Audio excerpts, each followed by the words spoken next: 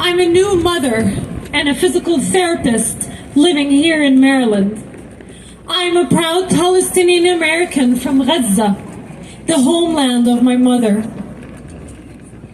You're looking at a picture of our beloved cousin Ahmed Skeik, a dedicated husband and a loving father who is no longer with us. On October 10th, Israel ordered Ahmed's family to evacuate their home.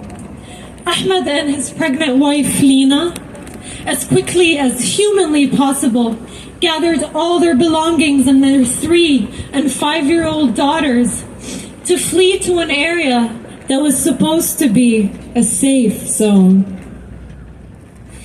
Israel bombed the building next to them in this safe zone where they had sought refuge.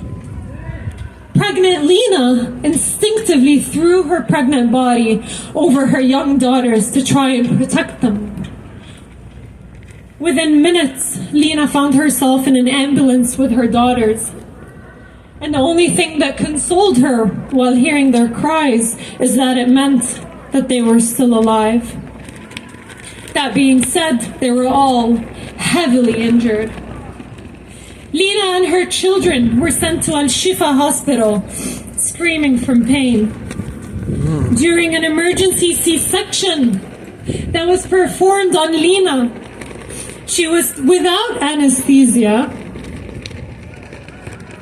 Lina had discovered that her long-awaited 6-month-old fetus son that Ahmed never got to see was killed as the result of the injuries that she has sustained from the blast. In fact, doctors found shards and fragments from the explosions piercing all the way down into her uterus.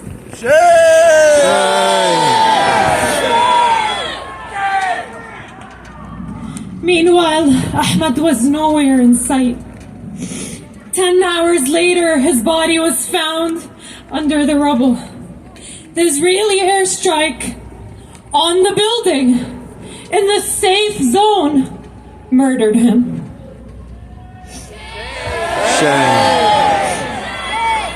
But that's not all. Ahmed was one of over 36 and counting, since we have absolutely no way to connect with our families in the north. They were all buried under the rubble within that month.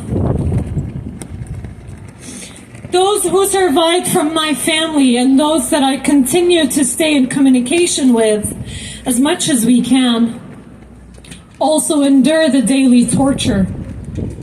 Israeli soldiers abducted another one of my cousins and his family at gunpoint, stripped them down naked, and brutally tortured them and humiliated them as they fled south to seek refuge from the violence in the north while they were walking down the humanitarian passages.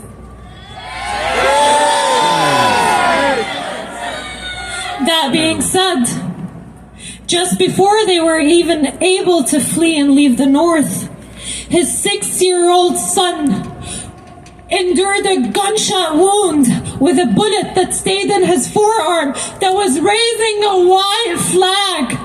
They were following every single order to pass through safely. And yet, he had to walk with his mother after his father was abducted. A 10-hour walk on foot. A 6-year-old boy with a gunshot wound in his forearm that carried the white flag that they were asked to make sure that they stay safe, but it's all lies on lies.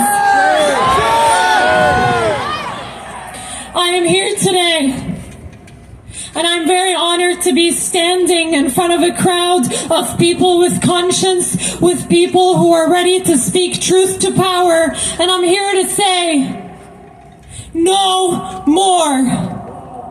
No more of our tax-paying dollars to bomb our homes, kill our families, torture, and ethnically cleanse our people. No more. My message message to President Biden and Congress, our collective message to President Biden and his administration is to say, permanent ceasefire now! Yes. Ceasefire now. Ceasefire now! Ceasefire now!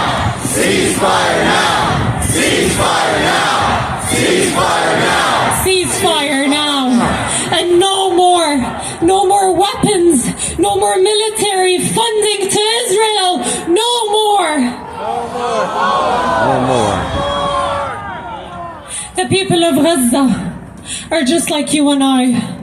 My message today for everybody who's new to the Palestinian struggling is to look every day in the mirror and say, it could have been me, it could have been my family. These people are just like me. They deserve to live without humiliation, without the constant threat of bombardment, without the constant threat of a deliberate and intentional starvation on the grounds of Gaza, and finally without the constant threat of their bodies being ripped apart to pieces on their last day on earth. Ceasefire now!